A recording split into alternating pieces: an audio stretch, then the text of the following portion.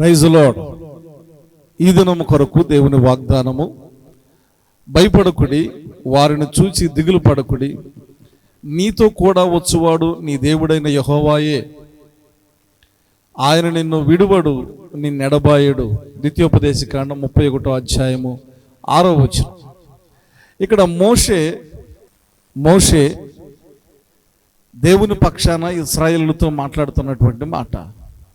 భయపడకు, వారిని చూచి దిగులు పడకు, వారు నిన్నేమీ చేయలేరు. నీతో వచ్చువాడు నీ దేవుడైన యెహోవాయే. దేవుడు అక్కడ ప్రెస్ చేసి మాట్లాడినట్లుగా, ఒత్తి పలికినట్లుగా, నీతో వచ్చువాడు నీ దేవుడైన యెహోవాయే. నువ్వు ఒంటరివి కావు, నువ్వు ఒంటరిగా పోరాడుట లేదు. దేవుడు కూడా నీతో ఉండి నీ పోరాటాన్ని ఆయన చేస్తూ ఉన్నాడు. నీతో వచ్చువాడు నీ దేవుడైన యెహోవాయే అంటే నీతో ఎవ్వరు రారు, నీకెవ్వరు అక్కడికి రారు, నీకు తోడు ఎవ్వరు ఉండరు, నీకు ఎవరు సహకరించరు. కానీ ఒక్కరు మాత్రం సహకరిస్తారు. అదే నీతో వచ్చేటటువంటిది, నీతో ఉండేటటువంటిది, నీకు సహకరించేటటువంటిది నీ దేవుడైన యెహోవాయే. ఎంత గొప్ప ఆశీర్వాదకరమైనటువంటి మాట. దేవుడు నీతో ఉన్నాడు, దట్స్ ఎనఫ్. దేవుడు నీతో వస్తూ ఉన్నాడు, దట్స్ ఎనఫ్. నీ దేవుడైన యెహోవాయే, దట్స్ ఎనఫ్. అది చాలు. నీ దేవుడు నీతో వస్తూ ఉన్నాడు. చాలాసార్లు మనం కురింగిపోతూ ఉంటాం, నాతో ఎవరు రావట్లేదు, నాకు సహకారం ఎవరు లేరు, నా దగ్గర ఎవరు లేరు, నాతో కూడా ఎవరు లేరు, నాది ఒంటరి బ్రతుకు, నాతో ఎవరన్నా వస్తే బాగుంటుంది, నేను భయపడుతూ ఉన్నా, నేను వెళ్ళలేకపోతా ఉన్నా, నేను చేయలేకపోతా ఉన్నా, నాకు ఇంకొకరు సహాయం ఉంటే బాగుండు అనేటటువంటి ఆలోచనలో నువ్వు ఉన్నావేమో, ఒంటరిగా ఉన్నానని ఫీల్ అవుతున్నావేమో. వాక్యం సెలవిస్తూ ఉంది, నీ దేవుడైన యెహోవా, నీతో వచ్చువాడు నీ యెహోవాయే, నీ దేవుడైన యెహోవాయే. ఆయన నీతో ఉన్నాడు, నీ ప్రక్కన ఉన్నాడు. కనుక భయపడకు.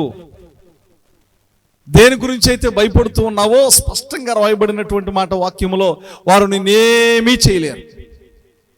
వారిని గురించి దిగులు పడమాకు, వారి గురించి అలజడి చెందమాకు, వారి గురించి కలత చెందమాకు. వారేమీ చేయలేరు, నేనేమి ఎవరు చేయలేరు. దేవుని ఆజ్ఞ లేకుండా నీకేమీ కాదు. దేవుడు నీ పక్షాన ఉన్నాడు, నీతో ఉన్నాడు, నీతో కూడా నడుస్తూ ఉన్నాడు. నిన్ను ముట్టాలంటే దేవుని కనుగుడ్డును ముట్టాల. నీ ప్రక్కన 1000 మంది పడినా, నీ కుడి పక్కన 10,000 మంది కూలినా అపాయము నీ యొద్దకు రాదు.